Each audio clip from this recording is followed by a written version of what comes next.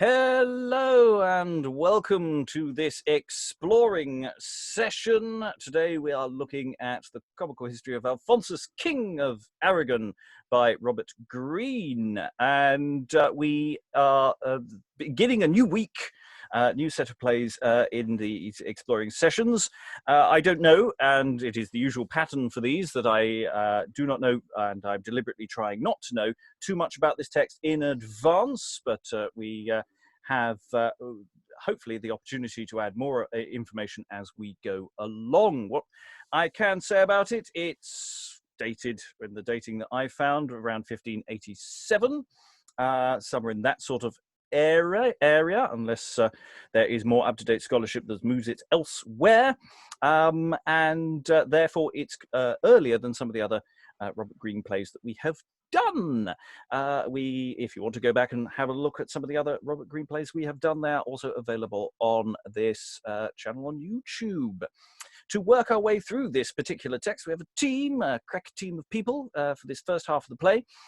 So, without further ado, reading the part of Venus, we're going with Fabius, and Calchas is... Hello, I'm Sarah Blake. I'm a writer, director and actor, and I run a little audiobook company called Sounds Curious. And reading the parts of Clio, Belinus and Fausta is... Hello, I'm Helen Good and I'm a historian. And reading the part of Calliope, Albinius and Amurack is... Hi, I'm Alan Scott. I've never tried earning a living from acting. Reading the part of Erato and Alphonsus himself is... Hello, I'm William Sutton, and I'm an actor based in Amsterdam. Oh, and a little slippy in and out here. Hopefully your connection will be fine as we go along. And reading Carinus, Miles and Medea is...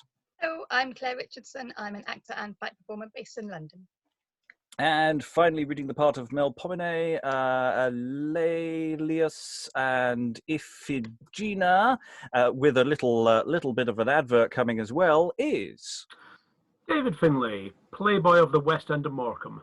And the advert is, this play will soon be out in the Revels. So that's published by Manchester University Press's Revels, I think. Yep. So looking forward to that, because then we can find out all the things that we were about to get wrong. And I'm your host, Robert Crighton. I'll be hoping to move things along and reading the stage directions and any parts that I've accidentally forgotten to pass out. So we will begin with the prologue to Act the First, and there is business in between acts, as is again a reasonable. We have some precedents for this in these plays. So after you have sounded thrice, the equivalent presumably of the opening bells for the theatre, let Venus be let down from the top of the stage.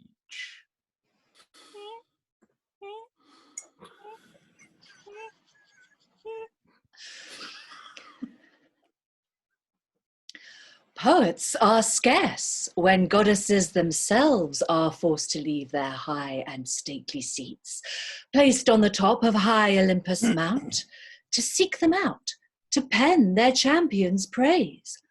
The time hath been when Homer's sugared muse did make each echo to repeat his verse, that every coward that durst crack a spear and tilt and tourney for his lady's sake was painted out in colours of such price as might become the proudest potentate. But nowadays, so irksome, idless sleights and cursed charms have witched each student's mind, that death it is to any of them all, if that their hands to penning you do call. O Virgil, Virgil, wert thou now alive, whose painful pen in stout Augustus' days did deign to let the base and silly fly to scape away without thy praise of her, I do not doubt but long, or ere this time, Alphonsus' fame unto the heavens should climb.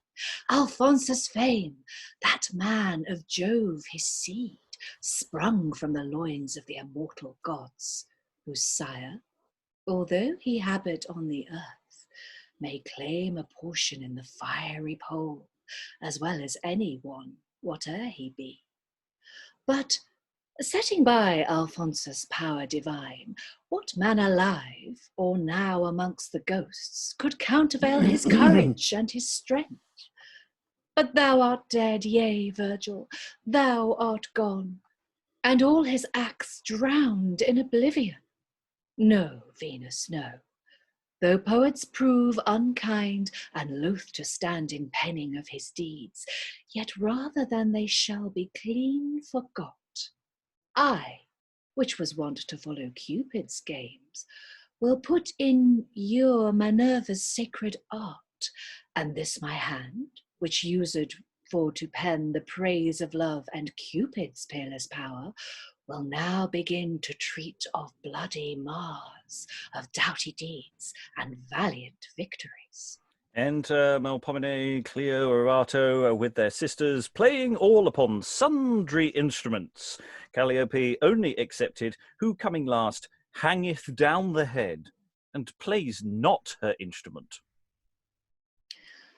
But see, whereas the stately muses come, whose harmony doth very far surpass the heavenly music of Apollo's pipe. But what means this? Melpomene herself, with all her sisters, sound their instruments, only excepted fair Calliope.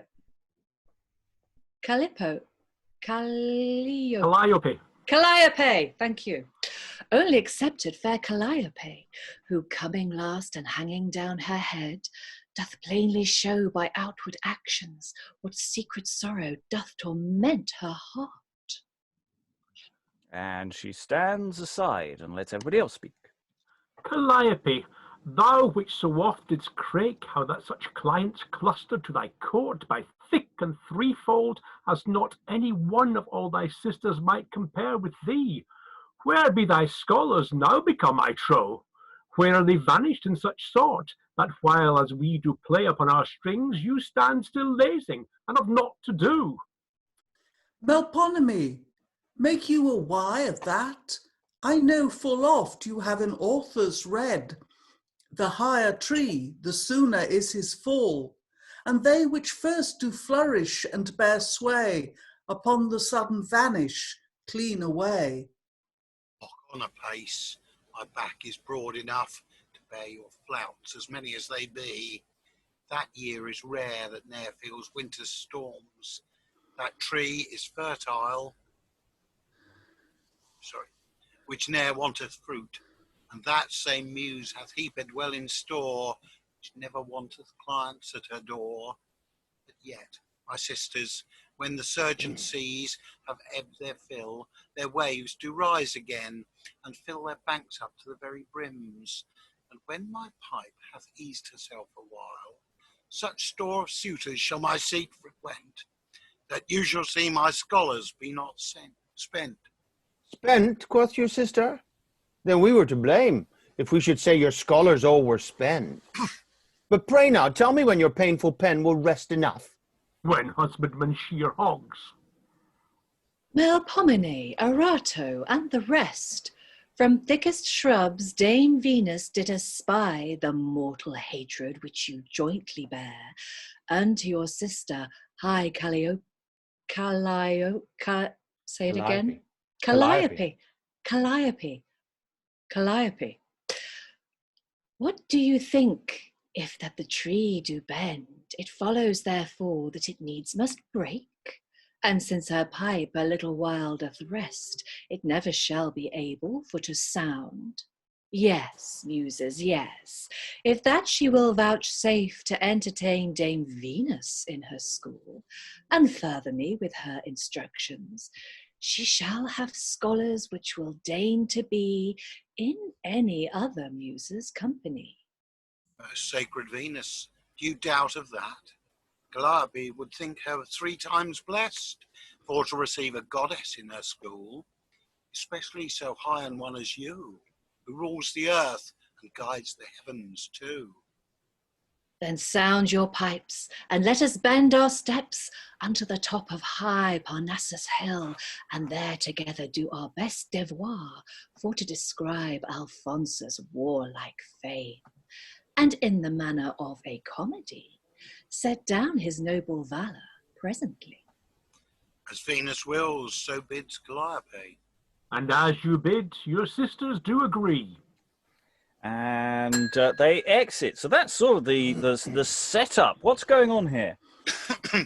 I have very little idea what's going on. It's the Muses. So obviously Greene is calling on the Muses to say how wonderful he is. The Muses aren't they the embodiments of all the arts? Mhm. Yes, they are. Yeah. But like she's... One of them's not playing. I didn't know there was this discord within the Muses, actually. Mm. Yeah. Well, I think there probably isn't. Mm. I mean, this He's is an invention. Right. But Calliope is epic verse, isn't she? Right? Is she? Yes, Okay. I think so. So Right. she's the one who should be inspiring a poet to write about this hero. Oh, Okay. so she's the one who would have inspired Virgil. Like, Yeah. Yes. but there are Yes. no Virgils left, Or supposedly. Calliope's on strike. Okay. And isn't Melpomene, isn't she comedy? No, she's music, I think. Thalia is comedy or tragedy. I thought it was between the two. We need the list. We need the list. Yeah. Well, Clio is definitely history because I'm a historian, so we all know about Clio. Right. Carry on. Carry on the Muses.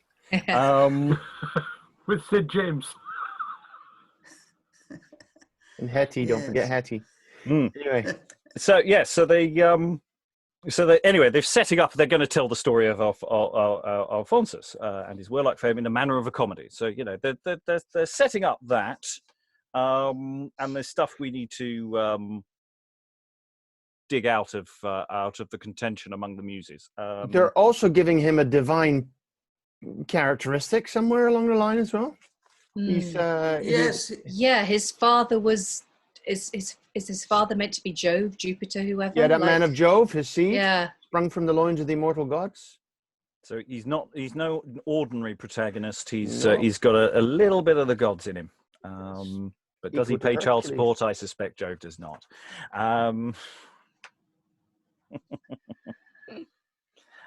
Okay, we'll move into the narrative itself. Can I just ask a question before Yes. we move?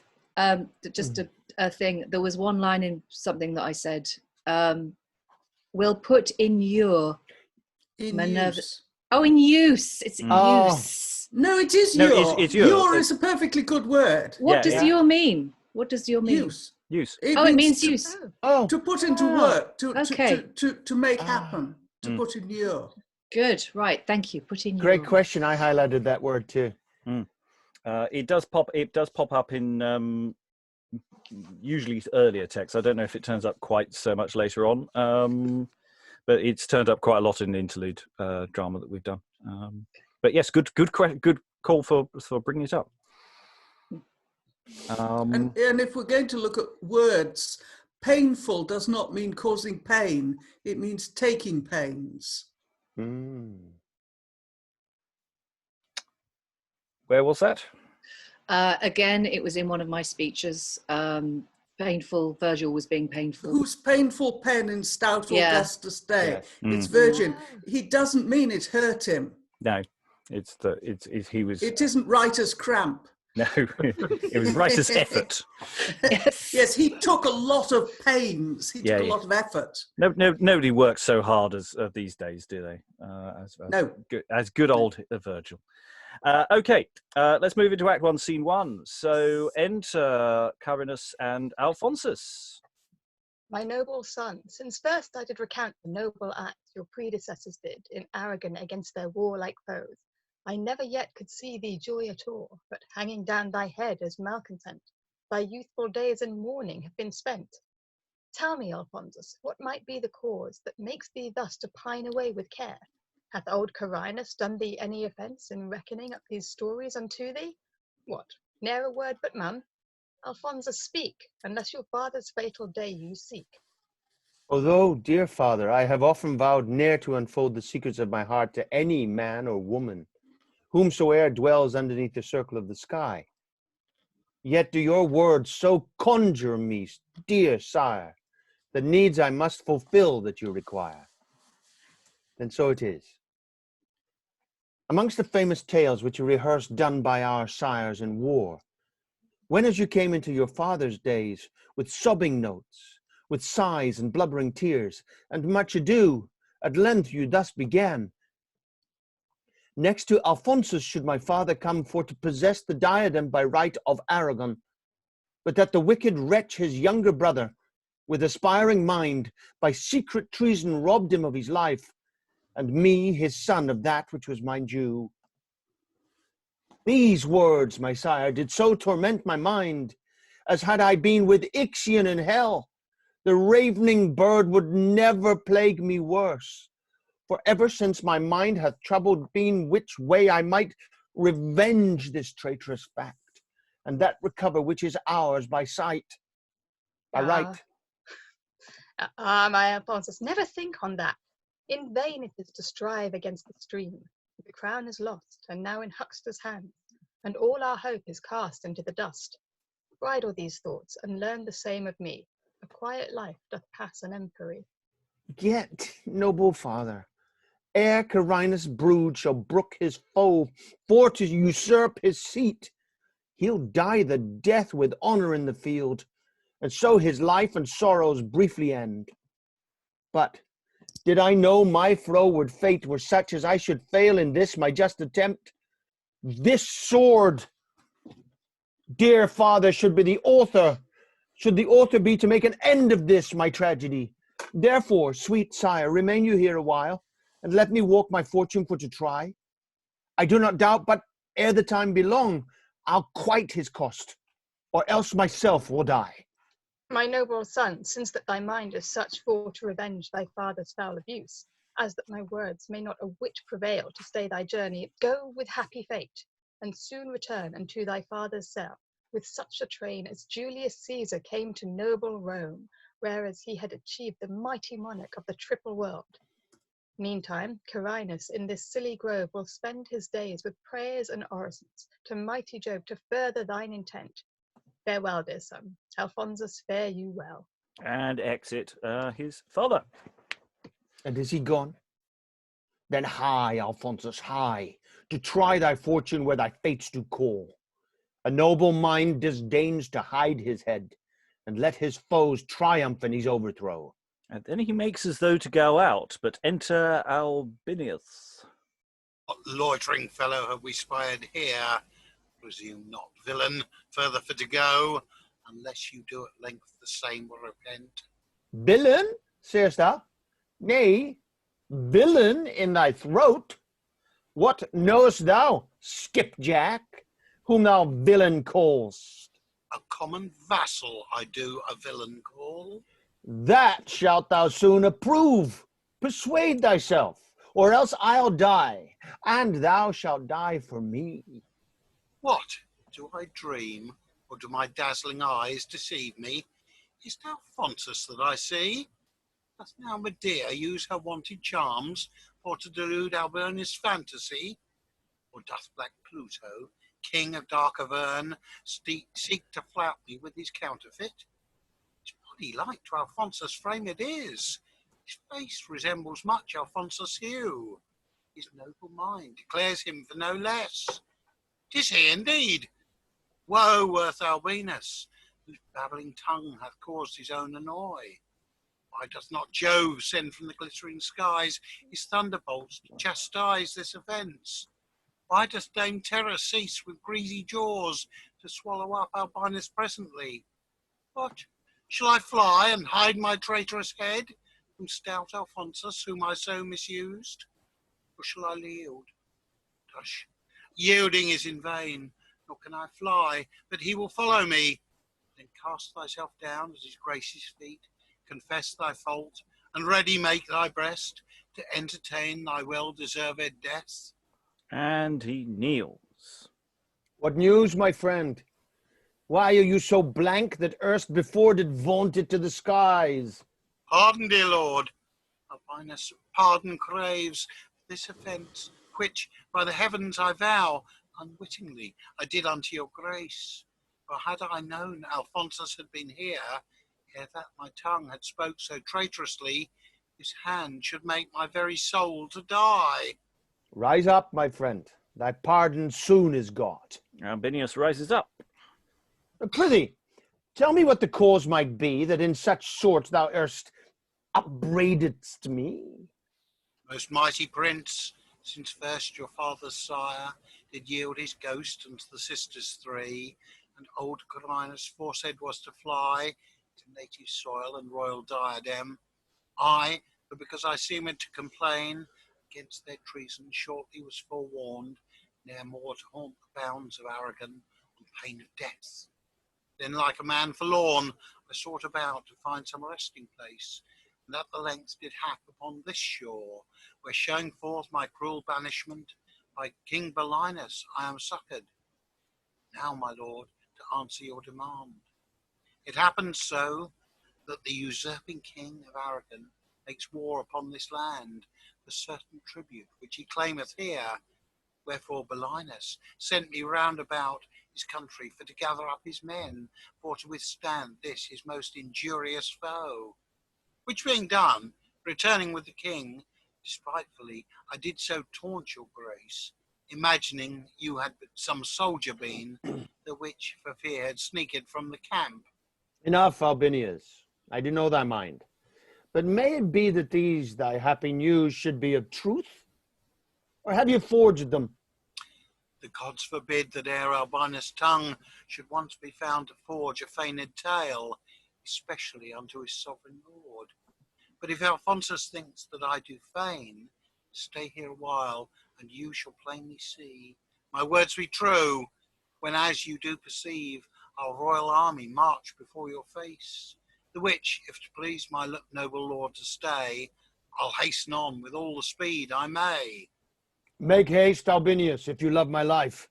But yet beware, when as your army comes, you do not make as though you do know me.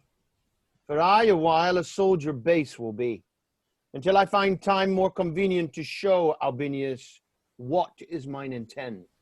Whate'er Alphonsus fittest doth esteem, Albinus for his profit best will deem.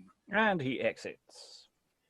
Now do I see both gods and fortune too do join their powers to raise Alphonsus' fame. For in this broil I do not greatly doubt that I shall my cousin's courage tame. But see where Belinus' army comes, and he himself, unless I guess awry. Whoe'er it be, I do not pass a pin. Alphonsus means his soldier for to be. And he stands aside is the stage direction we got here, which is interesting, because we then go into an entrance which is demarcated as another scene, but I suspect originally wasn't. The great thing about having gods in a play is there's no such thing as coincidence. It's all been planned. So, you know, oh, he's been deposed by his brother. Oh, what a piece of luck. They're coming. They happen to be invading. And you know, he can say, you know, it's not coincidence, or perhaps it is. But you know, any plot inconveniences or you know, conveniences rather, we can actually literally blame them on the gods. So that's a nice get out. I like that. I should do that more often in my work. Yeah, literally the gods made it happen. It didn't work for Battlestar Galactica, but never mind. So we're setting up Medea, is mentioned in passing. That's always nice to have a forward mentioning potential additional characters coming up later on. It's interesting. Your father's not keen on you know. It's like it's not worth it. Just have a happy life somewhere else. It's only a crown, you know. Yeah. Do you need it? Look, we just put a patio and an extension in on the house. You know, you don't need a crown. It's just going to be. It's not worth the bother. Thoughts about the scene? I liked it. I mean, it's a good development of our eponymous hero, isn't it? I mean, you know, he's setting out the story real nicely. This is more good writing from Mr. Greene so far. And if we're assuming that it's an early work, it's it's I say early. It's only a few years earlier than anything else we've got. You know, going from the gods again, they set up. He's going to come on. He is going to be the central figure. You know, we have his father there as a bit of lubrication to move his case forward. And it sort of moves from one thing to another. I think structurally he does tell these stories quite well, or it seems to be that. Other thoughts? Well, we're sort of back in history play territory, like we were at the beginning of Orlando Furioso, and I'm just wondering where it's going to go, because who knows? Like it's got that kind of, everything's quite well structured, everything's laid out. But then I don't know. I mean, the beginning of Orlando was like that, and then it went completely off the rails. Someone tore a leg off. Yeah, exactly. So I don't know what to expect with Greene anymore. And I mean, it's so different. I mean, I know Georgia Greene is not, the authorship is not completely established, but I mean, if this is the same playwright, you would never know. I don't know. I didn't find Georgia Greene as different myself as everybody else in the room seemed to. It was clear. It felt to me like someone just writing in a different register, because there's so many pops and ticks that are still there. But I'm willing to be argued down on that point. It was very conversational though, wasn't it? Whereas here we're back to the sort of big epic speeches. Yeah. It's much more Orlando Furioso, isn't it? Yeah. Yeah. I don't get a sense of it being a comedy as yet. No, me neither. I was assuming that it was comedy in the French sense of a play. Oh. Well, and also in the sense that it can be a comedy. You know, the idea of genre is still quite fluid at this point. So as long as it's vaguely happily, then that'll be fine. I'm feeling the setup, sort of pre-Orlando, more in the terms of Chamberlain and Hieronymo vein. So it's sort of lying between the two actually at the moment. And if it is 1587, then it's landing right on top of both. Smack in the middle of these two. Yeah. Yeah. And it's a question of who's influencing whom.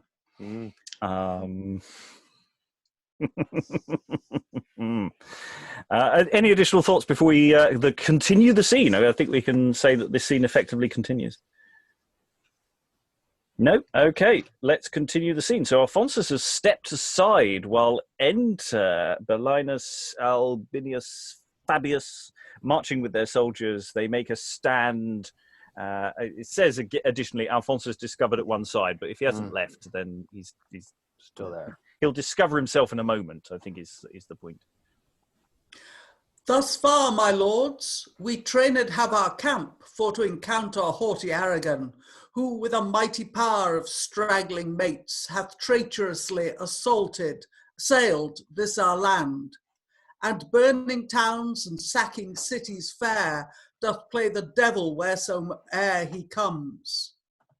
Now, as we are informed of our scouts, he marcheth unto our chiefest seat, Naples, I mean, that city of renown, for to begirt it with his bands about, which so at length, which high Jove forbid, to sack the same, as erst he other did. If which should hap, Belinus were undone, his country spoiled and all his subjects slain. Wherefore your sovereign thinketh it most meet, for to prevent the fury of the foe, and Naples succour that distressed town, by entering in ere Arragon doth come, and with all our men, which will sufficient be for to withstand their cruel battery. A silly serpent found by country swain, and cut in pieces by his furious blows, yet if her head do scape away untouched, as many right, very strangely goes to fetch an herb, with which in little time a battered corpse again she doth conjoin.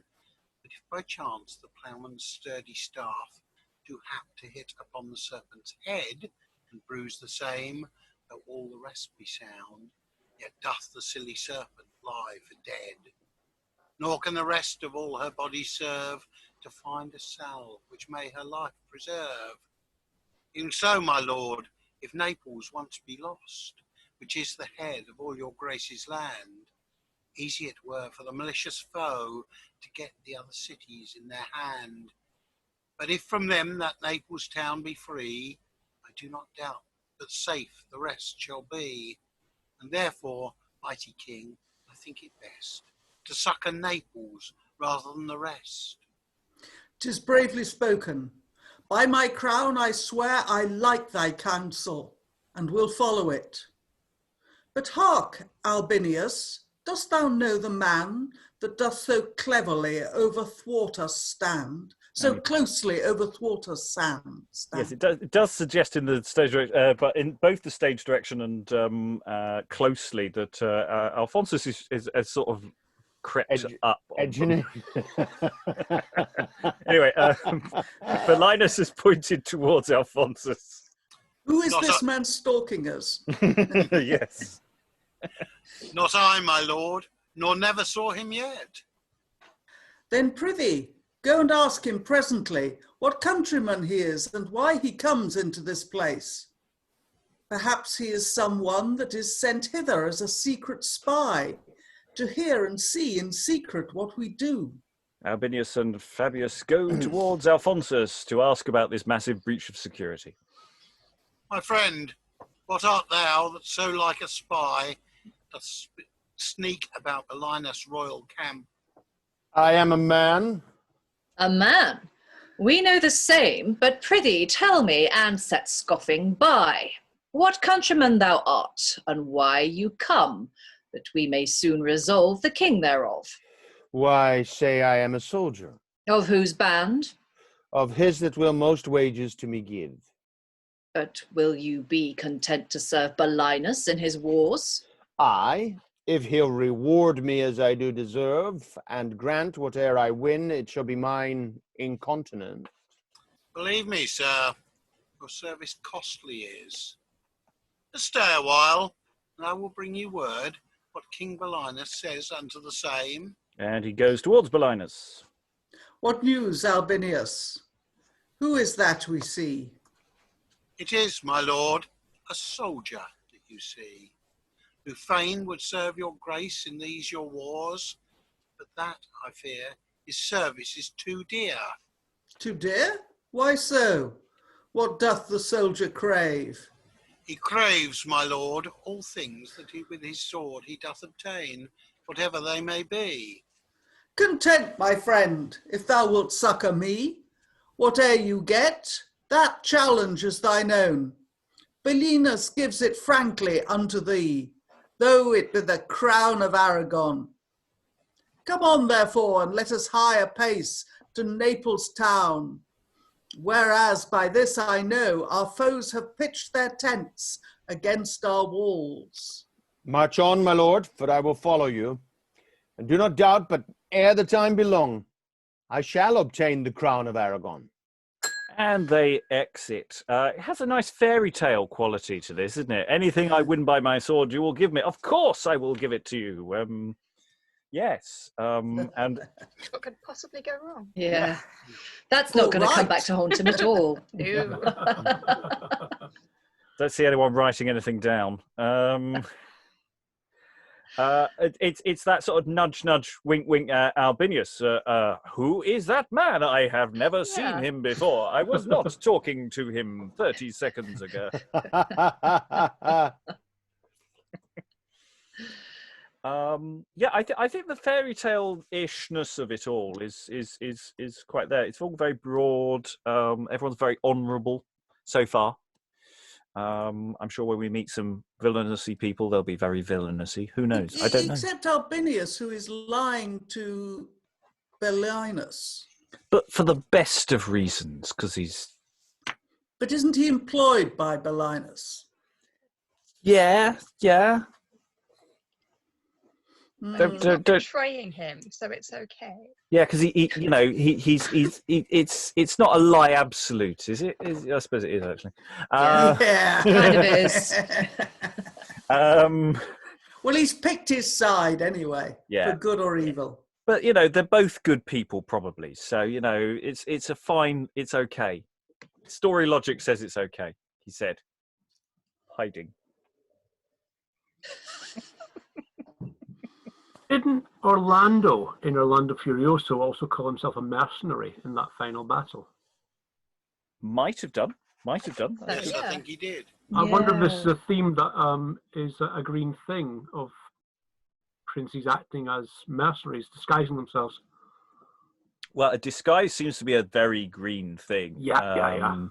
And that seems to be something that's yes. I am a man. Well, that's a secret identity he's pulled together.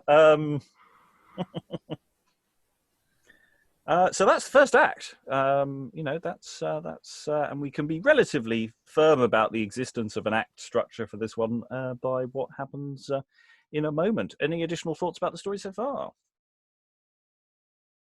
No. Swift, moving. Swift. Yeah. We're into the action. I mean, and we're going to get another prologue from the gods, as it were, or at least one of the goddess. Venus is going to pop in. It's interesting that Venus is going to appear in the middle of the battle. It's not like this. The stage direction suggests that the battle's going on and Venus is going to, I don't know, be winched down whilst the battle is going on around underneath her. I'm not sure how the precise winching. There does seem to, there's a lot of mentions of this device of getting Venus on and off. So I don't know. So this is not, I think, an isolated Venus comes on, then a battle happens. I think this is Venus amidst the melee. So the stage direction going into the second act, the prologue of which enter Belinus, Albinius, Fabius, and Alphonsus with soldiers, Alarum, and then enter Venus. Thus, from the pit of pilgrim's poverty, Alphonsus gins by step and step to climb unto the top of friendly fortune's wheel. From banished state, as you have plainly seen, he is transformed into a soldier's life, and marcheth in the ensign of the king of worthy Naples, which Belinus hight. Not for because that he doth love him so, but that he may revenge him on his foe. Now, on the top of lusty barbed steed, he mounted is, in glittering armour clad, seeking about the troops of Arragon, for to encounter with his traitorous niece. How he doth speed, and what doth him befall, mark this our act, for it doth show it all. Exit Venus, Alarum, enter Flaminius on one side, Alphonsus on the other. They fight. Alphonsus kills Flaminius, which is good because I didn't give anyone the part. Anyone wants to die dramatically, go ahead now. Lovely. Alphonsus, having killed, speaks. Go, pack thou hence into the Stygian lake, and make report unto thy traitorous sire how well thou hast enjoyed the diadem which he by treason set upon thy head.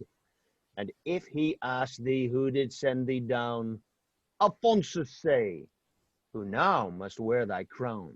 Another Alarum, enter Laelius. Traitor, how darest thou look me in the face, whose mighty king thou traitorously hast slain? What, dost thou think Flaminius has no friends, for to revenge his death on thee again? Yes, be you sure that ere you escape from hence, thy gasping ghost shall bear him company, or else myself, fighting for his defence, will be content by those high hands to die. Laelius, few words would better thee become, especially as now the case doth stand. And didst thou know whom thou dost threaten thus? We should you have more calmer out of hand. For, Laelius, know that I Alphonsus am, the son and heir to old Carinus, whom the traitorous father of Flaminius did secretly bereave his diadem.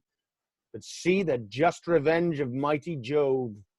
The father dead, the son is likewise slain by that man's hand who they did count as dead, yet doth survive to wear the diadem, when they themselves accompany the ghosts which wander round about the Stygian fields. Laelius gazes upon Alphonsus. Muse not hereat, for it is true, I say. I am Alphonsus, whom thou hast misused. The man whose death I did so oft lament? He kneels. Then pardon me for these uncourteous words, for which I in my rage did utter forth. Pricked by the duty of a loyal mind, pardon, Alphonsus, this my first offence, and let me die if e'er I flight again. Laelius, I fain would pardon this offence, and eke accept thee to my grace again.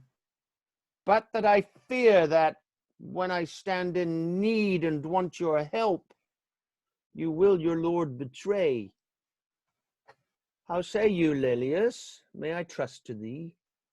Aye, noble lord, by all the gods I vow, for the first shall heavens want stars, and foaming seas want watery drops, before I'll traitor be unto Alphonsus, whom I honour so.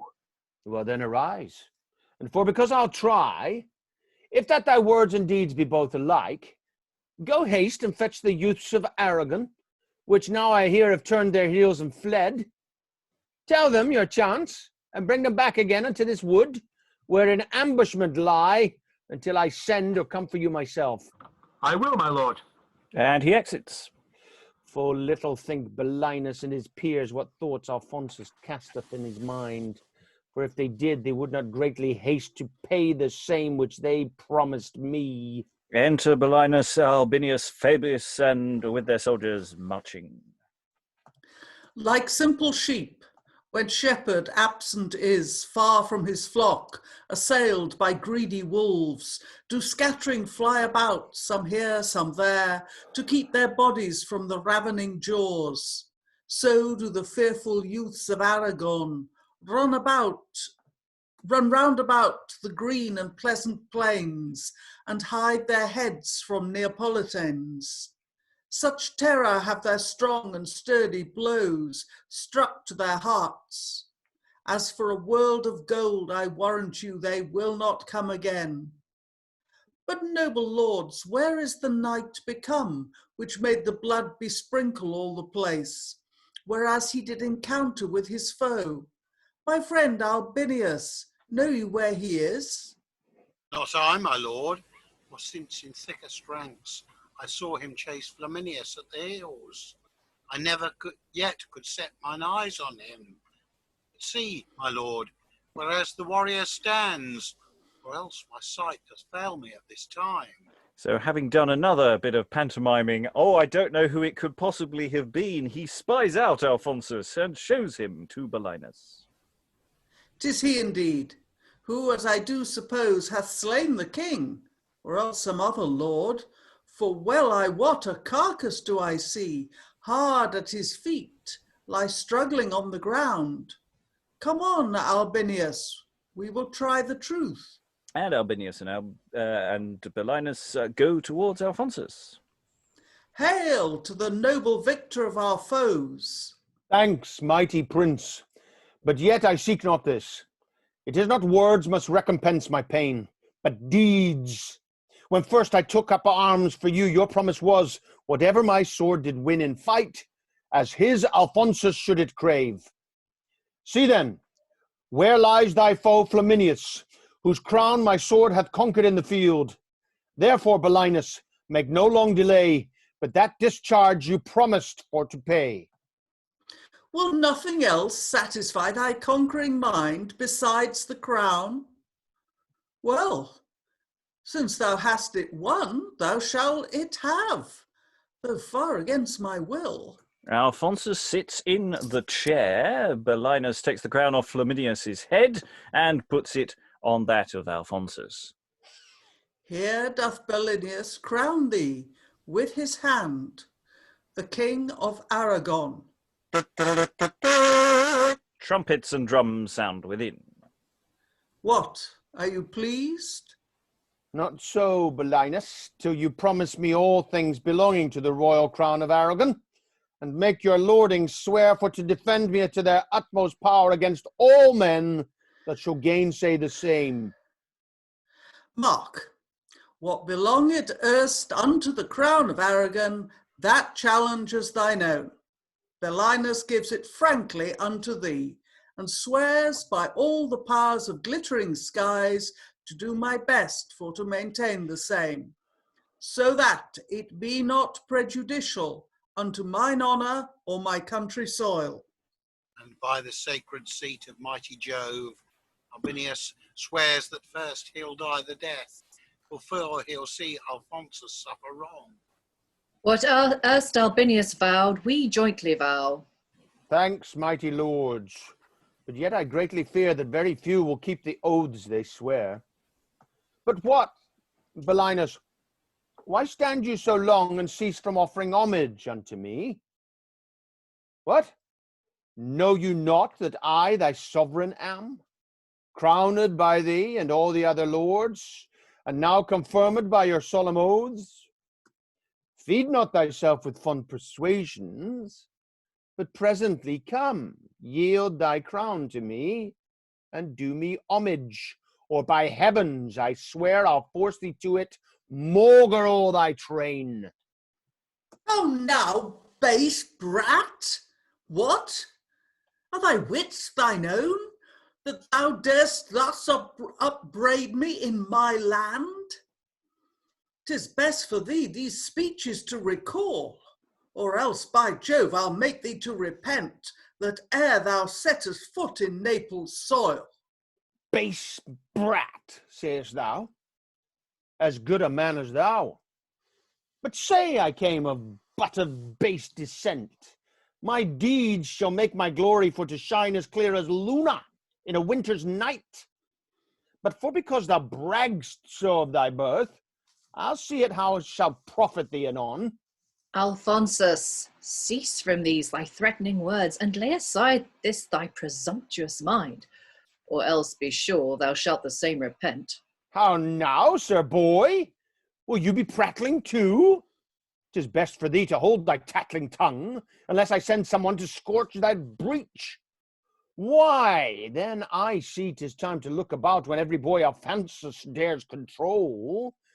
But be they sure, ere Phoebus' golden beams have compassed the circle of the sky, I'll clog their tongues, since nothing else will serve to keep these vile and threatening speeches in. Farewell, Belinus. Look thou to thyself. Alphonsus means to have thy crown ere night. And he exits. We'll just pause there. We're mid-scene. Wow, that went wrong.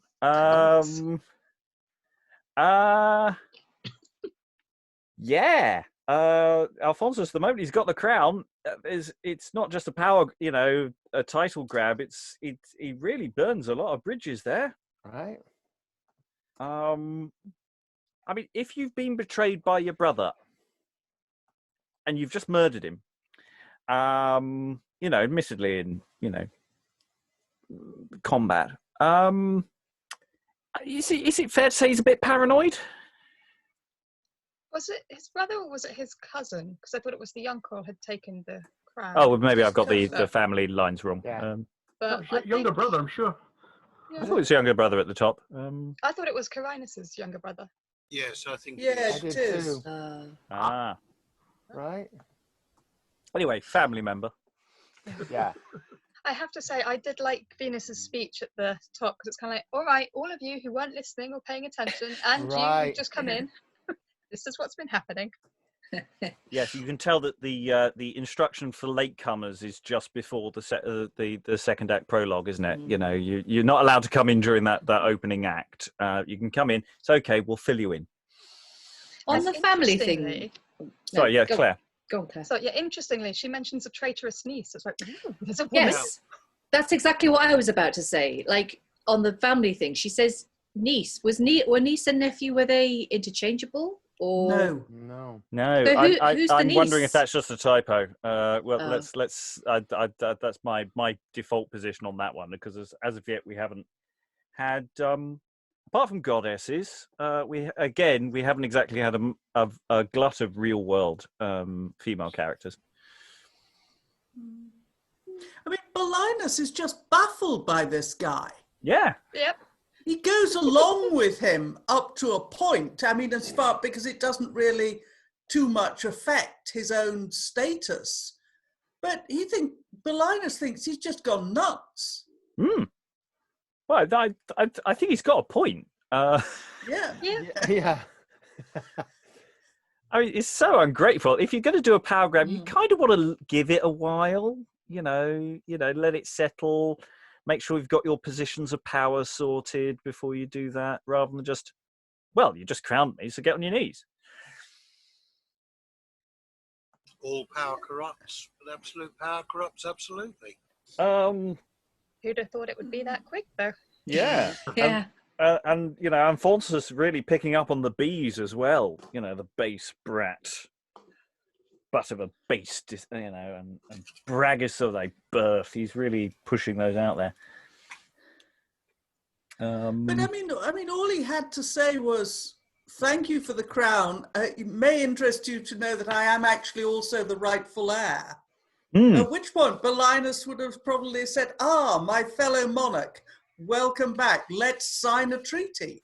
I mean, Belinus was to an extent was mocking him, I think. I don't think the crowning was terribly serious. Or at any rate, I wouldn't have played it that way.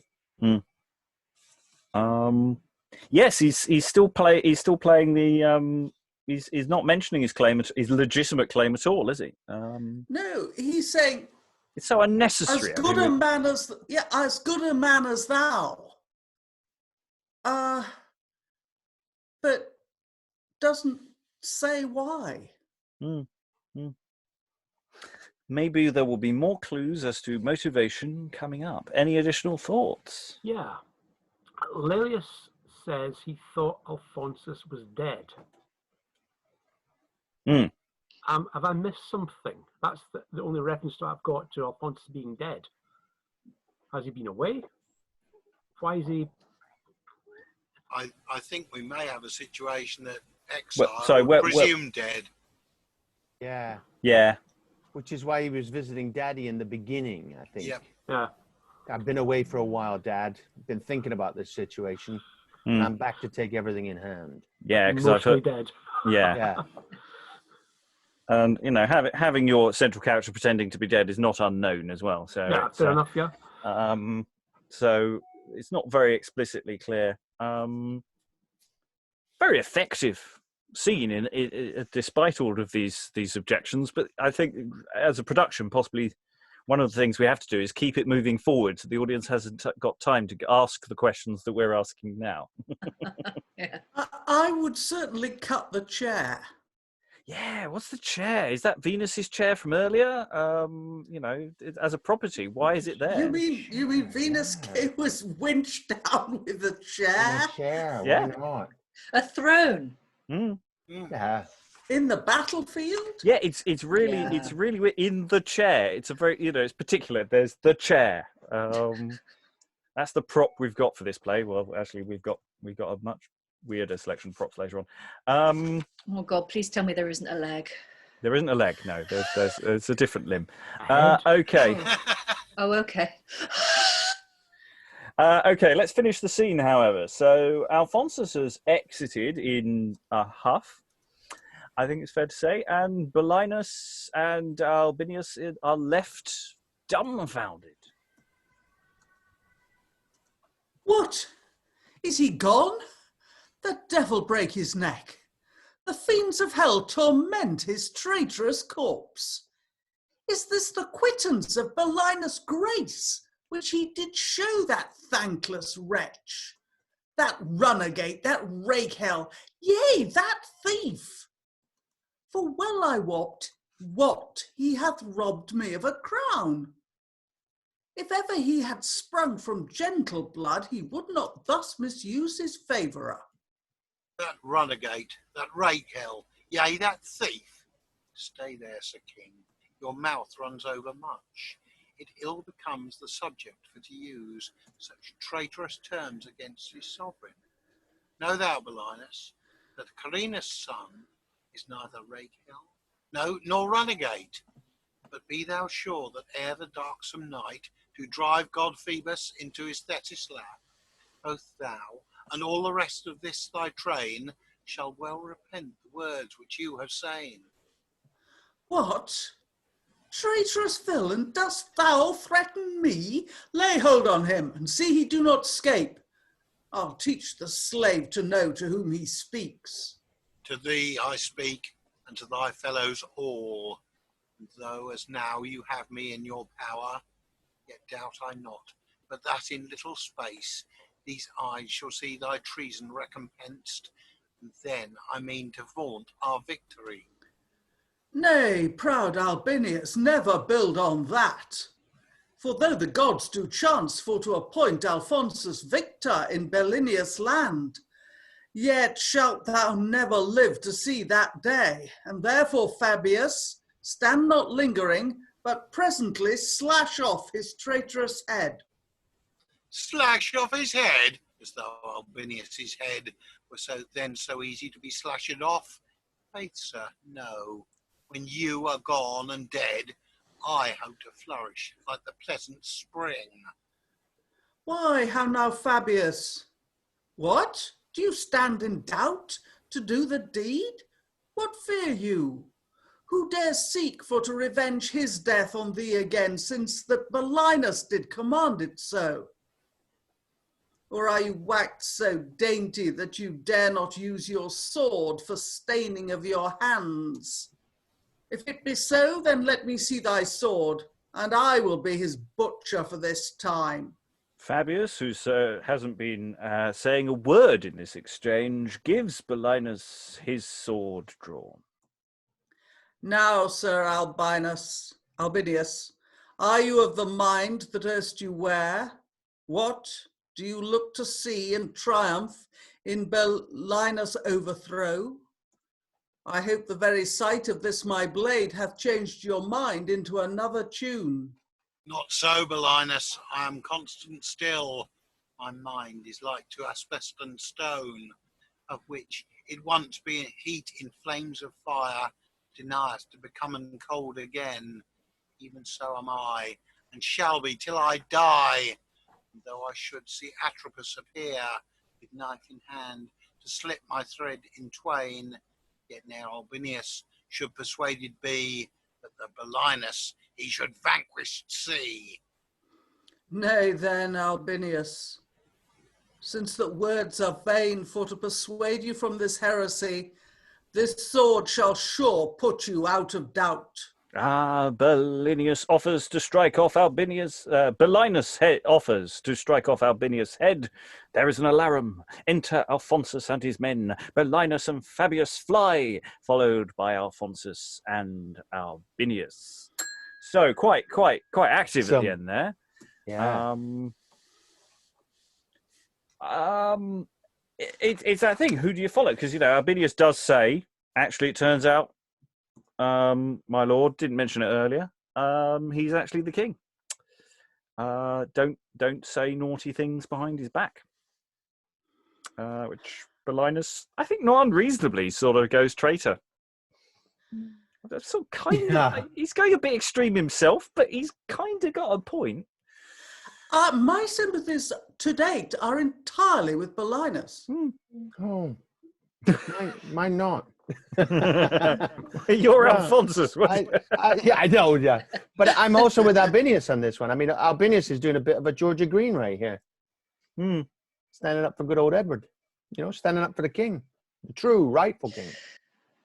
Yeah, but he could do it a little more tactfully. Yeah, there's a massive lack of tact here. We're on a battlefield. People are dying left and right. Also, though, have I got hold of? Oh. So I was just going to say, he's supposed to be a prince. Yeah. Manners? Yeah, manners. Yeah. Also, have I got hold of the wrong end of the stick here? But Belinus is the king of Naples, is he not?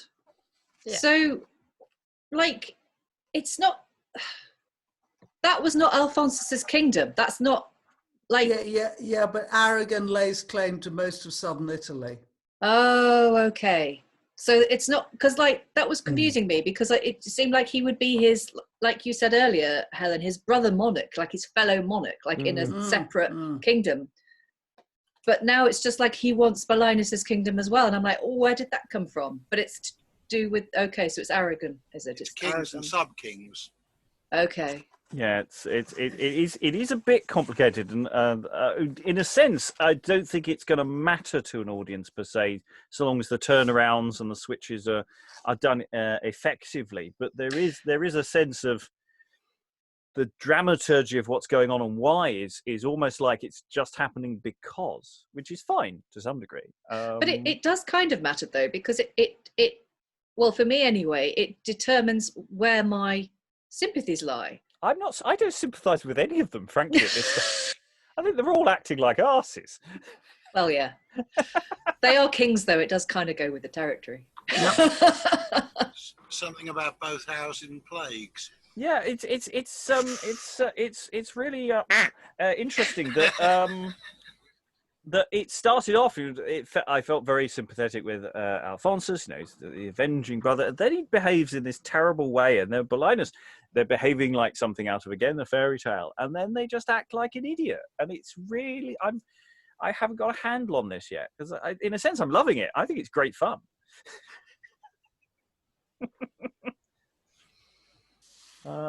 Other thoughts before we finish this act?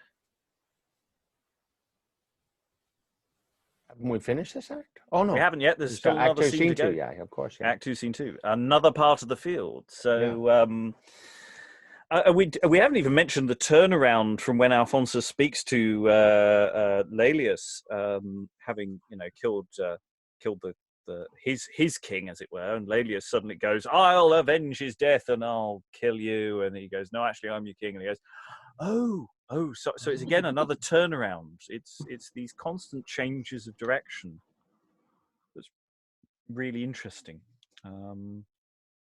So let's see where this takes us at the end of the act. Laelius, and in a moment, so enter Laelius and melees and servants. So soldiers, servants, soldiers, etc. I noble lords of Arragon, I know you wonder much at what there might occasion be that Laelius, which erst did fly the field, doth egg you forwards now unto the wars. But when you hear my reason, out of doubt you'll be content with this my rash attempt. When our first king, Flaminius I do mean, did set upon the Neapolitans, the worst of you did know and plainly see how far they were unable to withstand the mighty forces of our royal camp. Until such time as froward fates we thought, although the fates ordained it was our gain, did send a stranger stout whose sturdy blows and force alone did cause our overthrow. But to our purpose, this same martial knight did hap to hit upon Flaminius, and lent our king such a friendly blow that with his gasping ghost to limbo went. Which when I saw, and seeking to revenge, my noble lords did hap on such a prize as never king nor kaiser got the like. Laelius, of force we must confess to thee, we wondered all when as you did persuade us to return unto the wars again. But since our marvel is increased much by these your words, which sound of happiness, therefore, good Laelius, make no tarrying, but soon unfold thy happy chance to us. Then, friends and fellow soldiers, hark to me. When Laelius thought for to revenge his king on that same night, instead of mortal foe, I found him for to be our chiefest friend. Our chiefest friend? I hardly can believe that he, which made such bloody massacres of stout Italians, can in any point bear friendship to the country or the king. As for your king, Miles, I hold with you. He bare no friendship to Flaminius, but hated him as bloody Atropos. But for your country, Laelius doth avow he loves as well as any other land. Yea, sure he loves it best of all the world. And for because you shall not think that I do say the same without a reason why, know that the knight Alphonsus hath to name, both son and heir to old Carinus, whom Flaminius sire bereaved of his crown, who did not seek the ruin of our host for any envy it bear to us, but to revenge him on his mortal foe, which, with the help of high and celestial Jove, he hath achieved with honour in the field. Alphonsus, man, are ne'er persuaded be that ere Alphonsus may survive again, who with Carinus many years ago was said to wander in the Stygian fields. Truth, noble Miles, these mine ears have heard for certainty reported unto me, that old Carinus, with his peerless son, had felt the sharpness of the sisters' shears. And had I not of late Alphonsus seen in good estate, though all the world should say he is alive, I would not credit them. But, fellow soldiers, wend you back with me, and let us lurk within the scarlet shade which he himself appointed unto us. And if you find my words to be untruth, then let me die to recompense the wrong. And there's an alarum. Re-enter Albinius with his sword drawn. Laelius, make haste, soldiers of Arragon, set lingering by, and come and help your king, I mean Alphonsus, who, whilst that he did pursue Belinus at the very heels, was suddenly environed about with all the troops of mighty Milan land. What news is this, and is it very so? Is our Alphonsus yet in human state, whom all the world did judge for to be dead? Yet can I scarce give credit to the same. Give credit, yes, and since the Milan Duke hath broke his league of friendship, be he sure, ere Cynthia, the shining lamp of night, doth scale the heavens with her horned head, both he and his shall very plainly see the league is burst that caused long the glee. And could the traitor harbour in his breast such mortal treason against his sovereign, as when he should with fire and sword defend him from his foes, he seeks to overthrow? March on, my friends, I ne'er shall joy at all until I see that bloody traitors fall. And they exit. There's an alarum. Belinus flies, followed by Laelius. Fabius flies, followed by Albinius. And the Duke of Milan flies, followed by Miles, followed by the soldier. So very active. And before we go into the prologue to the third act, it's an odd scene, that the sophistry of Laelius is fascinating. Because, of course, we as an audience know all of this. None of this is news. But it's the fact it's being reiterated to somebody else, and the language he's using, lent our king then such a friendly blow, as that is goes to him. But it's like he's trying to give it a bit of spin before he gets to the main point. And I love the way that Albinius comes in and goes, in case you're a bit confused, help your king. I mean Alphonsus. That's your king now. Yeah. So there's a slight sense of, there's stuff going on within this that's, I wouldn't say it's comic, but there's a level to the, you're constantly persuading people who their king is and who they're supposed to be following. And there's something a bit absurdist about some of this that I may be overstating, but I'm finding that interesting. I'm not sure where it's going yet. But thoughts about that, Laelius and Miles, how do you feel about yourselves? Do you know who you are? What a good question. I think I'm rather pleased with what Laelius does. I think he does it very well. Sophistry, you mentioned, absolutely. And his spin is good. And he gets the guys on his side. Because it can't be an easy ask. No. He has to round up guys who are running away. He's got to, what's the right word? It's not muster. But it's almost like he's got to get the guys running away and bring them back. And she has to give it the big heroic speech. She does not bad.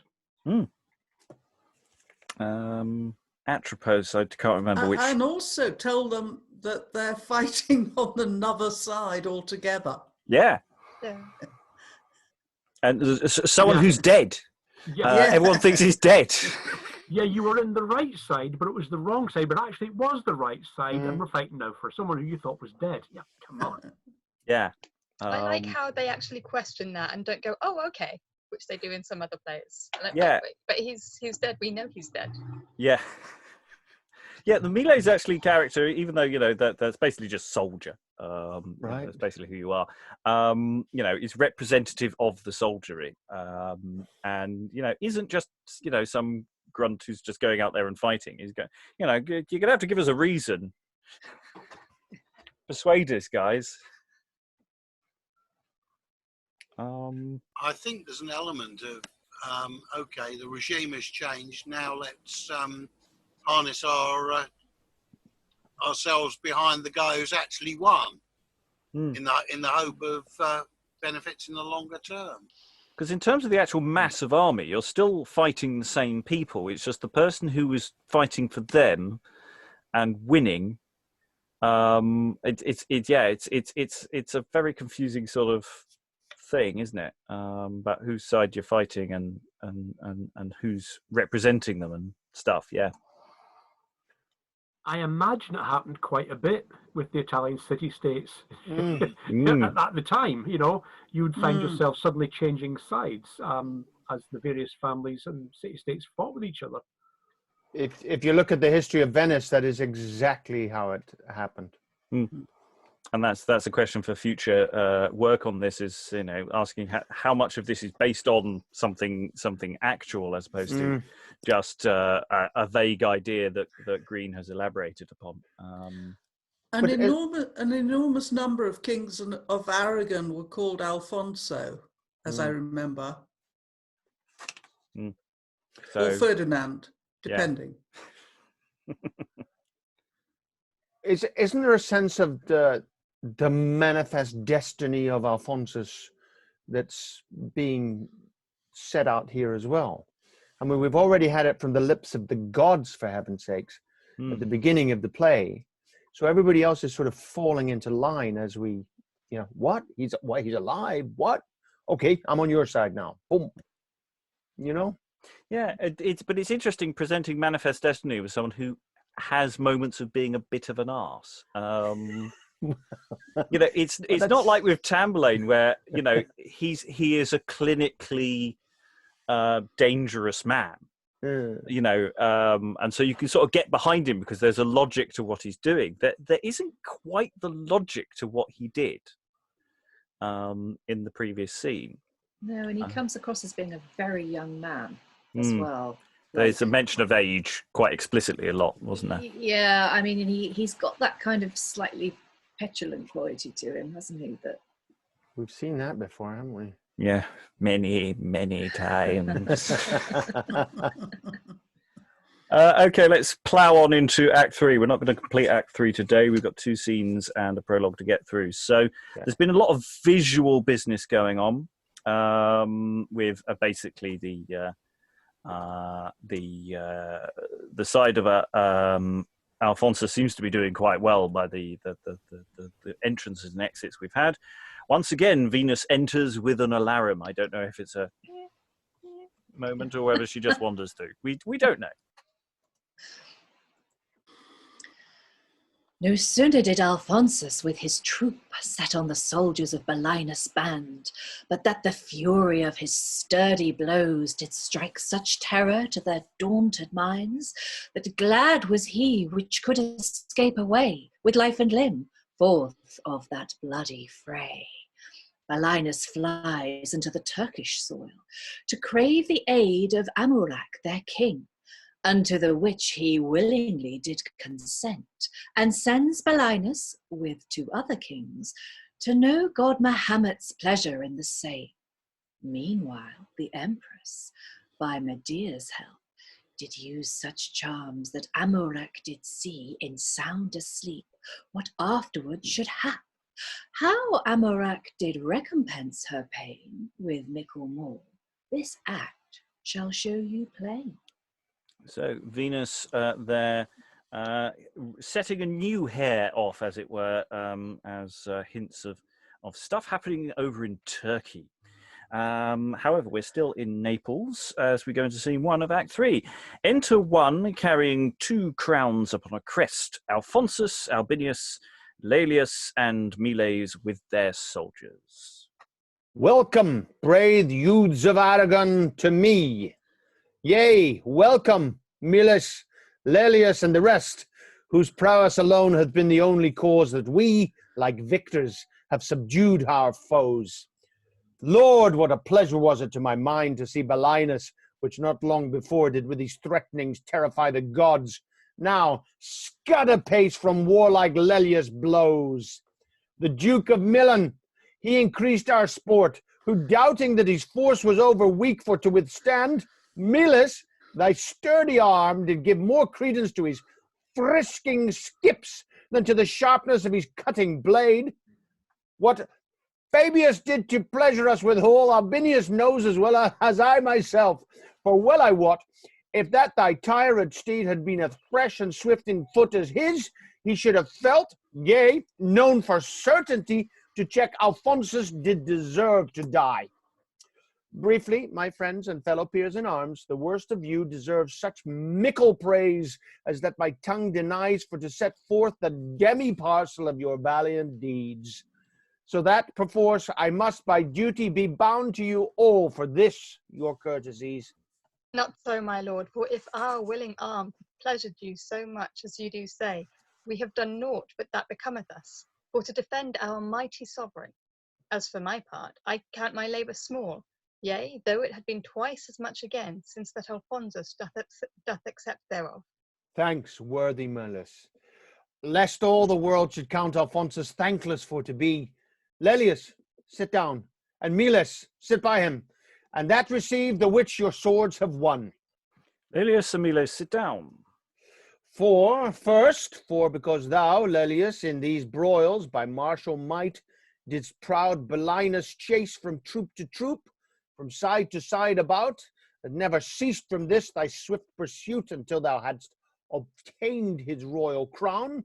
Therefore, I say, I'll do thee naught but right, and give thee that which thou well hast won. Sets the crown on his head. Here doth Alphonsus crown thee, Laelius, king of Naples town, with all dominions that erst belonged to our traitorous foe, that proud Belinus and his regiment. Trumpets and drums sounded. Miles, thy share the Milan dukedom is, for well I wot, thy sword deserved no less. And he sets the crown on his head. The which Alphonsus frankly giveth thee, in presence of his warlike men-at-arms. And if that any stomach this my deed, Alphonsus can revenge thy wrong with speed. More trumpets. Now to Albinius, which in all my toils I have both faithful, yea, and friendly found. Since that the gods and friendly fates assign this present time to me to recompense the sundry pleasures thou hast done to me, sit down by them, and on thy faithful head, And he takes the crown from his own head. received the crown of peerless Arragon. Pardon, dear lord, Albinius, at this time. It ill becomes me for to wear a crown, when as my lord is destitute himself. Why, Alphonsus, if I should receive this crown of you, the which high Jove forbid, where would you yourself obtain a diadem? Naples is gone, Milan possessed is, and naught is left for you but Arragon. And naught is left for me but Arragon. Yes, surely, yes, my fates have so decreed, that Arragon should be too base a thing for to obtain Alphonsus for her king. What? Hear you not how that our scattered foes, Belinus, Fabius, and the Milan Duke, are left for succor for the Turkish court? And think you not that Amurack, their king, will, with the mightiest power of all his land, seek to revenge Belinus' overthrow? Then doubt I not but, ere these broils do end, Alphonsus shall possess the diadem that Amurack now wears upon his head. Sit down, therefore, and that receive of me the which the fates appointed unto thee. Thou King of Heaven, which by thy power divine dost see the secrets of each liver's heart, bear record now with what unwilling mind I do receive the crown of Arragon. And Albinius sits down by Laelius and Miles. Alphonsus sets the crown on his head. Arise, Albinius, king of Arragon, crowned by me, who, till my gasping ghost do part asunder from my breathless corpse, will be thy shield against all men alive, that for thy kingdom any way do strive. Trumpets, drums, etc. You get the idea. Now, since we have in such an unhappy hour confirmed 3 kings, come, let us march with speed into the city, for to celebrate with mirth and joy this blissful festival. And we'll just pause there. We 3 kings of Naples are. It's really interesting considering how. It says Albinius has played his cards really well here. He's come out really well out of this whole story. You thought he would get crowned as king? Alphonsus as his protector. Again, didn't quite see that coming. No, Definitely not. I thought Alphonsus was starting to see sense when he was handing out crowns. It's like, okay, he's not taking all the power, and then I'm gonna go conquer Turkey. Okay, right. Fine. Yeah. I'm effectively going to be the sword in front of your kingdom, protecting you and taking out our enemies, and because maybe he knows that's what he's good at. Yeah. You know, if he became king, then it would be sort of the Peter principle, and he's clearly not very good at dealing with kings, except in a sort of swordy way. Doesn't do detail. He doesn't do tact. I mean, you know, he'd be a terrible ambassador. Well, it can't be worse than that other guy. Yes. Oh, yeah. Andrea, the best ambassador that Spain has ever had. Maybe they were related. Yeah, maybe. Maybe played by the same actor. I suddenly had this feeling in the midst of all the Italian wars that young Thomas Cromwell was going to pop up and rescue the Earl of Bedford. But the mood of that is it's the same war, but it's a completely different universe. Yeah. And we were talking about, where is this play set before we started, and I was saying, well, it feels quite Tamburlaine because we got all these kings of various lands. Of course, actually, no, the first half has been very Italian so far, and we're only going to get into that Turkey and beyond in the second half of the play. In fact, literally about now. But then that matches the classical references better if you've got, Italy and classical gods dancing around in a slightly weird way.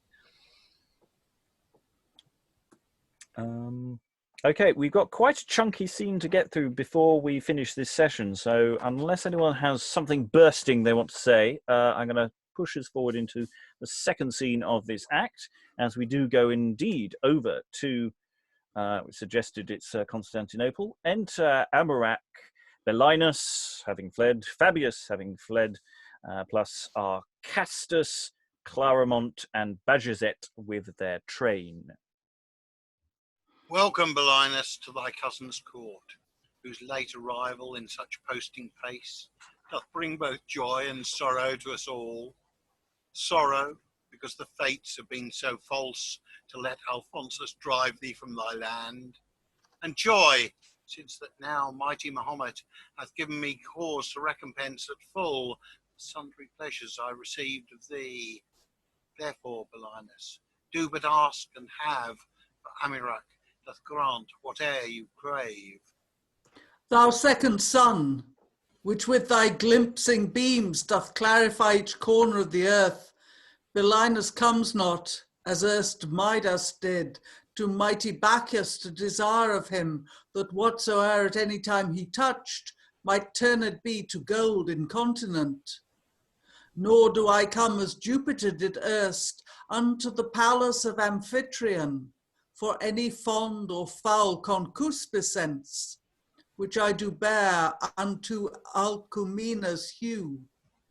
But as poor Saturn, forced by mighty Jove to fly his country, banished and forlorn, did crave the aid of Truce, king of Troy, so comes Belinus to high Amurack, and if he can but once your aid obtain, he turns with speed to Naples back again.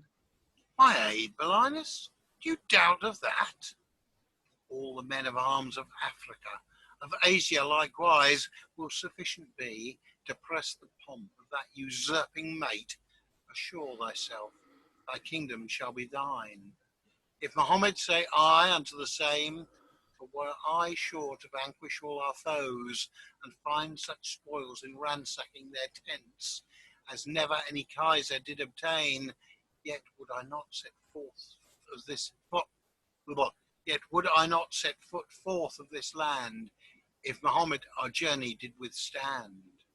Nor would Belinus for King Croesus' trash wish Amurack to displease the gods in pleasuring me in such a trifling toy. Then, mighty monarch, if it be thy will, get their consents, and then the act fulfill. You counsel well. Therefore, Belinus, haste, and Clarimont, go bear him company, with King Calchas on the city walls. Then bend with speed unto the darksome grove, where Mohammed this many 100 year hath prophesied unto our ancestors. Tell to his priests that Amurack, your king, is now selecting all his men-at-arms to set upon that proud Alphonsus troop. The cause you know, and can inform them well, that makes me take this bloody broils in hand, and say that I desire their sacred God, that Mohammed, which ruleth all the skies, to send me word, and that most speedily, which of us shall obtain the victory. Exeunt all except Bajazet and Amurack. You, Bajazet, go post away apace, to Syria, Scythia, and Albania, to Babylon, with Mesopotamia, Asia, Armenia, and all other lands, which owe their homage to high Amurack. Charge all their kings with expedition, to gather up their chiefest men-at-arms, which now remain in their dominions, and on the 20th day of the same month, to come and wait on Amurack their king, at his chief city, Constantinople. Tell them, moreover, that whoever doth fall, naught else but death from prison shall him bail. Exit Bajazet. Music within. What heavenly music soundeth in my ear? Peace, Amurack, and hearken to the same. Hearkening to the music, Amurack falls asleep. Enter Medea, Fausta, and Iphigena. Now have our charms fulfilled our minds full well. High Amurack is lulled fast asleep. And doubt I not, but ere he wakes again, you shall perceive Medea did not jibe, when as she put this practice in your mind. Sit, worthy Fausta, at thy spouse his feet. Iphigena, sit thou on the other side. And Fausta and Iphigena sit down at Amurack's feet. Whate'er you see, be not aghast thereat, but bear in mind what Amurack doth chat. And does some ceremonies belonging to conjuring. Thou which wert wont in Agamemnon's days to utter forth Apollo's oracles at sacred Delphos, Calchas, I do mean, I charge thee come, all lingering set aside, unless the penance you thereof abide. I conjure thee by Pluto's loathsome lake, by all the hags which harbour in the same, by stinking Styx and filthy Phlegethon, to come with speed and truly to fulfil that which Medea to thee straight shall will. And Calchas rises up in a white surplice and a cardinal's mitre. Thou wretched witch, when wilt thou make an end of troubling us with these thy cursed charms? What mean'st thou thus to call me from my grave? Shall ne'er my ghost obtain his quiet rest? Yes, Calchas, yes, your wrath doth now approach.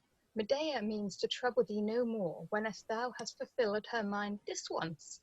Go, get thee hence to Pluto back again, and there inquire of the destinies, how Amurack shall speed in these his wars.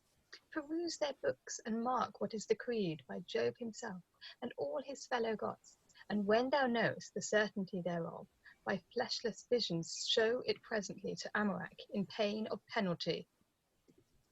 Forced by thy charm, though with unwilling mind I haste to hell the certainty to find. And he sinks down where he came up. Now, peerless princess, I must needs be gone. My hasty business calls me from this place. There resteth naught, but that you bear in mind what Amurack in this his fit doth say. For mark what dreaming, madam, he doth prate. Assure yourself that this shall be his fate.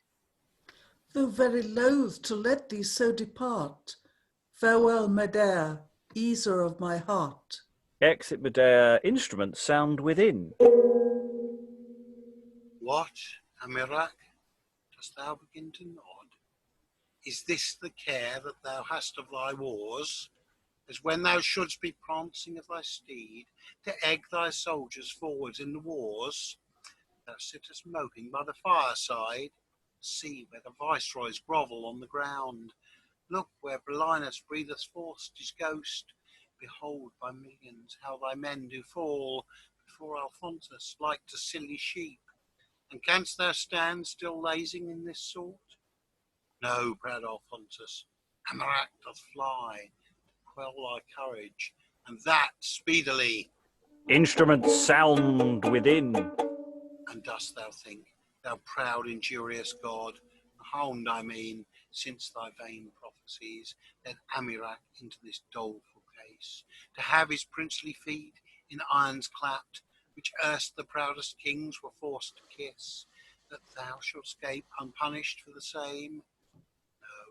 No, as soon as by help of Jove I escape this bondage, down go all thy groves, thy altars tumble round about the streets, and whereas erst we sacrificed to thee, now all the Turks thy mortal foes shall be. Once again, the stage direction says, instruments sound within. Behold the gem and jewel of mine age, see where she comes, whose heavenly majesty doth far surpass the brave and gorgeous pace, which Cythera, daughter unto Jove, did put in Ur, when as she had obtained the golden apple at the shepherd's hands. See where the Fausta, where Alphonsus stands, whose great valiant courage could not daunted be, with all the men of arms of Africa.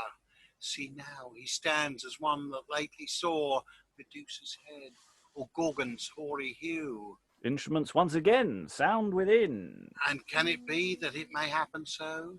Can fortune prove so friendly unto me, as that Alphonsus loves Iphigena? The match is made, the wedding is decreed. Sound trumpets, ho! Strike drums for mirth and glee, and 3 times welcome, son-in-law, to me. Fausta rising up in a fury and waking Amurack. Fie, Amurack, what wicked words be these? How canst thou look thy Fausta in her face, whom thou hast wronged in this shameful sort? And are the vows so solemnly you swear unto Belinus, my most friendly niece? Now wash so clearly from thy traitorous heart. Is all the rancour which you erst did bear unto Alphonsus worn so out of mind, as, where thou shouldst pursue him to death, you seek to give our daughter to his hands? The gods forbid that such a heinous deed with my consent should ever be decreed, and rather that thou shouldst bring to pass if all the army of the Amazones will be sufficient to withhold the same.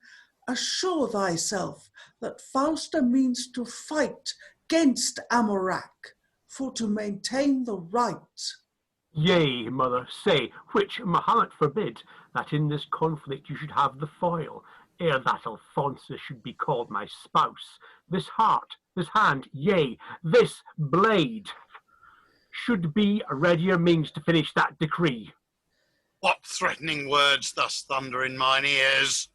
Or who are they amongst the mortal troops that dare presume to use such threats to me? The proudest kings and kaisers of the land are glad to feed me in my fantasy. And shall I suffer, then, each prattling dame for to upbraid me in this spiteful sort? No, by the heavens, first will I lose my crown, my wife, my children, yea, my life and all. And therefore, Fausta, thou which Amurack did tender erst as the apple of mine eye, avoid my court, and if thou lovest thy life, approach not nigh unto my regiment. As for this carping girl, Iphigena, take her with thee to bear thee company, and in my land, I read, be seen no more. For if you do, you both shall die therefore. And exit Amurack. Nay, then I see 'tis time to look about. Delay is dangerous and procureth harm. The wanton colt is tamed in his youth. Wounds must be cured when they be fresh and green, and pleurisses when they begin to breed, with little care are driven away with speed. Had Fausta then, when Amurack began, with spiteful speeches to control and check, sought to prevent it by her martial force, this banishment had never happed to me. But Aeneas, fearing to be gored, doth keep her younglings in her pouch so long, till when their pricks be waxen long and sharp, they put their dam at length to double pain. And I, because I loathe the broils of Marge, bridled my thoughts and pressed down my rage, in recompense of which my good intent I have received this woeful banishment. Woeful, said I. Nay, happy I did mean, if that be happy which doth set one free. For by this means I do not doubt ere long, but Fausta shall with ease revenge her wrong. Come, daughter, come, my mind foretelleth me, that Amurack shall soon requited be. Okay, there's an awful lot's happened in that. Some of which might not be clear to the anyone watching the video. I think we should make it clear that all the stuff where Amurack was speaking that long speech with the instruments playing, he's asleep. When he's saying all that, there's some sort of enchantment making him speak. Speaking in a dream is the direction. Because it was mid text, I didn't actually read out. So there's quite a weird set of events going on in this this scene as we've gone over to Turkey, and it's quite a shift. It's quite a shift. Thoughts about what's going on? Any questions about what's going on? Well, it starts with some very confusing theology. Mm. I mean, I haven't a clue how the priests work out any form of anything. I mean, the who's in charge of this place? I really do not know. Well, in theory, Amurack is, but clearly no. I mean, among the gods. Mm. It's an odd mix of Greek myth and Muhammad thrown in almost as an afterthought. But then Calchas rises up in a white surplice and a cardinal's mitre. Yeah, right. I mean, what? You're right. Who's working for whom? It's a very. I mean, I think it's it's clearly deliberately a bit of a mishmash of things, which is in many ways quite helpful to us for sections we'll come to tomorrow. But yeah, it's this trying to work around the king and trying to find out what the king's thinking, or because the king's had this chat with Belinus, and then we get this sort of court intrigue with magic happening for reasons that I'm not quite sure. Thoughts, questions, confusions. Who's the guy who's doing the magic? So Medea's doing them. Medea's Medea. Okay, yeah. Medea. But who's Medea working for? I assumed it was Presumably Fausta. That was my Yeah. question. So Fausta is Amurack's wife, Yeah. and takes umbrage at the revealed implication that actually Amurack has got no interest in Belinus. He's actually thinking of marrying their daughter to Alphonsus, Yeah. which isn't actually very clearly delineated very well. No, it's there. not clear at all. No. Because you don't meet Fausta until after. It's not kind of like you see Fausta and she goes, I will conjure and find out the secrets of my husband and things or anything like that. So something very odd there. It almost feels like there's a bit missing somehow. Like, I don't know. I'm always resistant of starting from that position. Yeah, I know it's kind of lazy, but it does feel sort of the dream. Like, I don't know. I feel like we're missing some information there. That I mean, perhaps Greene just didn't feel he needed to put it in, but I personally would have quite liked it. Would have been Again, useful. it's all this stuff which is quite visual and oral as well, with the music and. Are we possibly missing a dumb show? I think there may well be dumb show going on in the background. There's the implication of a lot of physical action going on Because the king text, sorry. King Amurack. Amurack seems to be saying, yeah, we're going to fight, and then seems to realise that he's not going to win. So he'll marry his daughter off instead. But he doesn't say that. That's what they get out of him. Yeah. And so somehow that information has got to him that he's going to lose, although he's already said, I'm going to muster all the armies from Mesopotamia and all over the place to fight on the side of Belinus. And then he decides, well, no, I'm going to marry my daughter off because I will be beaten.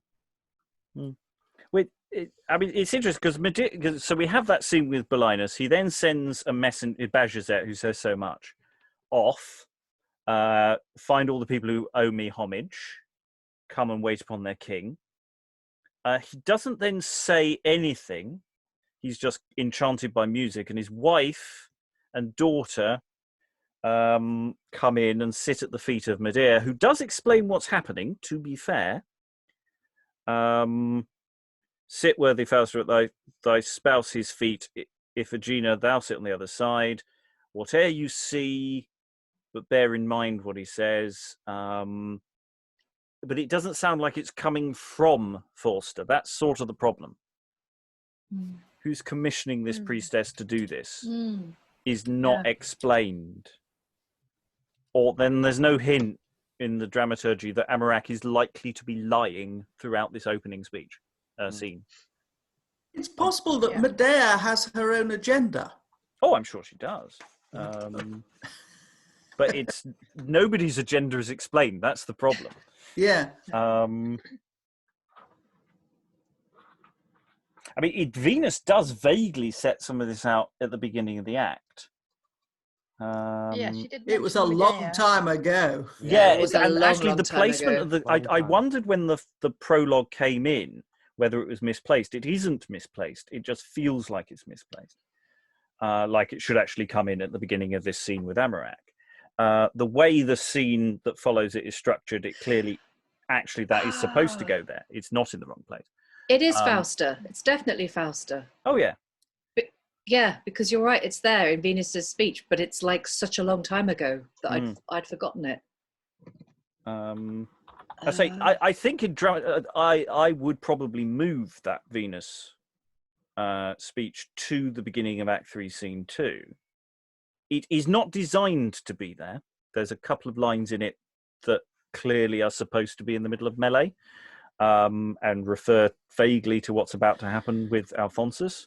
But I think it would be better for the flow if it lived somewhere else.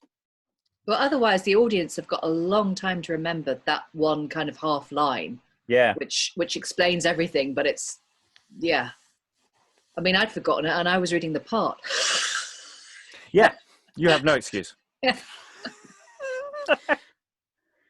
That said, okay, that element of the dramaturgy aside, the scene itself seemed to flow. It seemed to be quite fun. Some really weird things, and also we have paused at an odd point. I have to say that this continues into what follows. There is another scene that we don't quite have time to read today, which would have been quite helpful if we were able to read immediately after this. So there is also a sense of we are damaging the flow of the narrative by stopping now. I wouldn't put the interval here. Final thoughts on the room. We seem to have lost William, but he does tend to need he had to go. He had to go. Oh, I just seen it on the chat. I missed that. So final thoughts in the room. Claire, any final thoughts about this play so far? I'm really enjoying it. It's I've got a feeling it's going to end in a big tragedy just because Alphonsus is being such a prick, really. But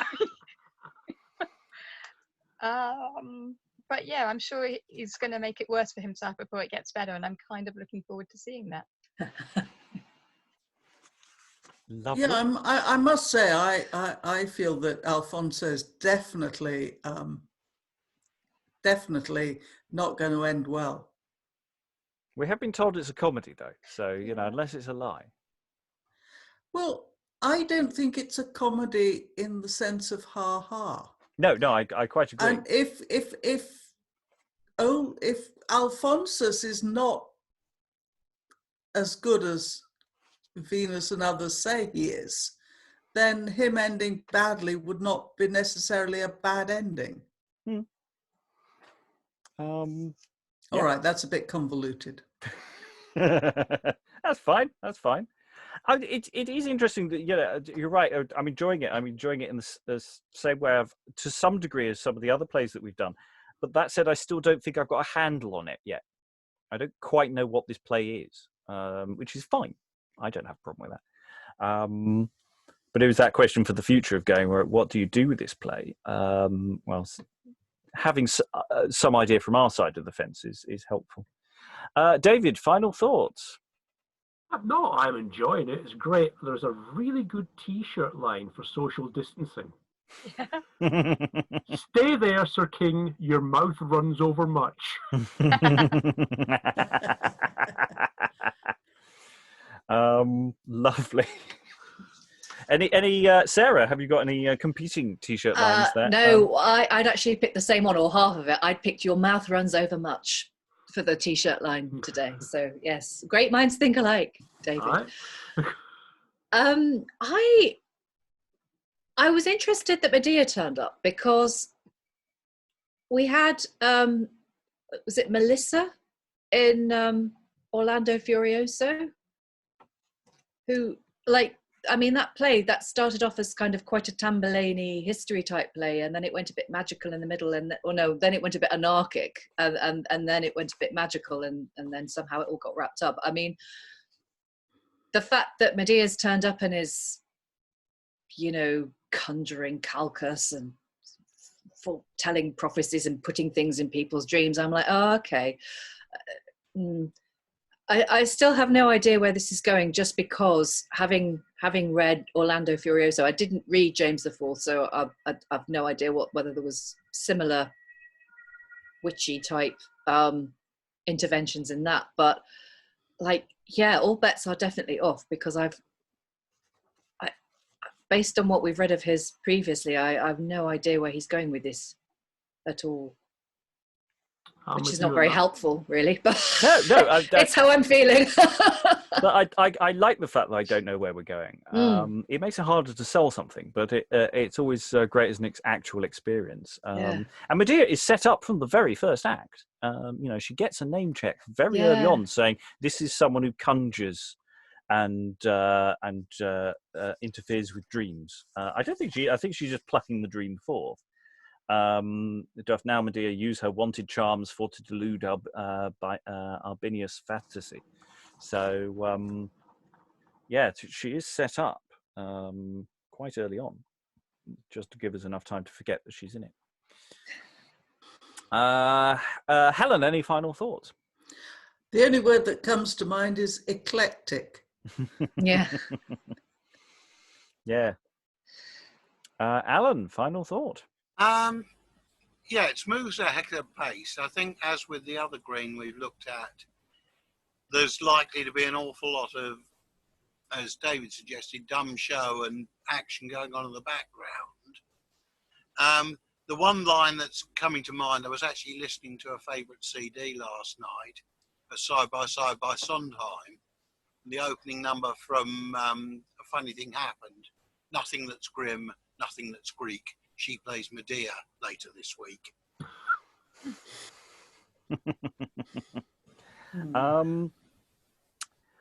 So we are a little over, very slightly over halfway through the text. We have no idea where it's going, and that's great. Join us for the next video coming up, recording tomorrow, as there's a message incoming from the big giant head, so which is not in any way problematic. So that exciting spoiler for next time, it comes quite early on. I'd like to thank all the readers for all their efforts this afternoon, and goodbye. Bye. Bye, everyone.